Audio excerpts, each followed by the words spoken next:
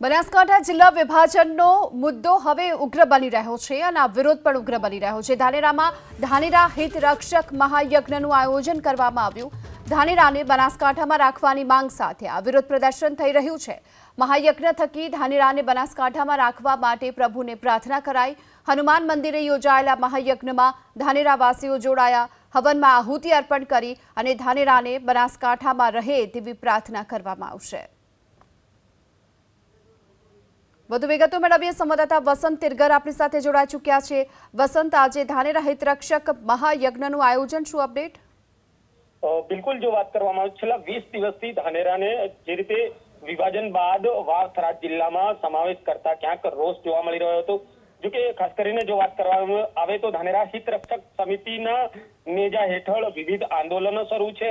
ખાસ કરીને આજે હિત રક્ષક મહાયજ્ઞની શરૂઆત કરવામાં આવી, જેમાં હનુમાન દાદાને જો કે આવેદન પત્ર આપી સરકારને સદબુદ્ધિ આપવાની માંગ કરવામાં આવી હતી। જો કે અગ્રવાલ 3 રસ્તા નજીક આવેલા હનુમાન દાદાના મંદિરે આ હવનનું આયોજન કરવામાં આવ્યું હતું, જેમાં ધાનેરાવાસી ખાસ કરીને ઉપસ્થિત રહ્યા હતા। તમામ લોકોની માંગ છે કે અમારા તાણાવાણા બનાસકાંઠા જિલ્લામાં જ છે અને જેને લઈને જ આ હવનનું આયોજન કરવામાં આવ્યું છે।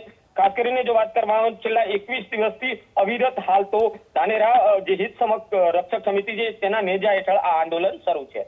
જી આભાર આપનો આ સમગ્ર માહિતી બદલ। તો બનાસકાંઠા જિલ્લાના વિભાજન બાદ હવે વિરોધ પ્રદર્શન યથાવત છે અને ધાનેરા તાલુકાનો સમાવેશ વાવ-થરાદ જિલ્લામાં કરાતા વિરોધ થઈ રહ્યો છે। ધાનેરા તાલુકાના ગામે ગામ લોકો એકત્રિત થઈ રહ્યા છે। રામપુરા ગામે એકત્રિત થયેલા લોકોએ ધાનેરા તાલુકાનો સમાવેશ બનાસકાંઠામાં જ રાખવાની માંગ કરી છે। લોકોએ ચીમકી આપી છે, જો તેમની માંગ નહીં સંતોષાય તો આગામી દિવસોમાં વિધાનસભા તરફ કૂચ કરવામાં આવશે।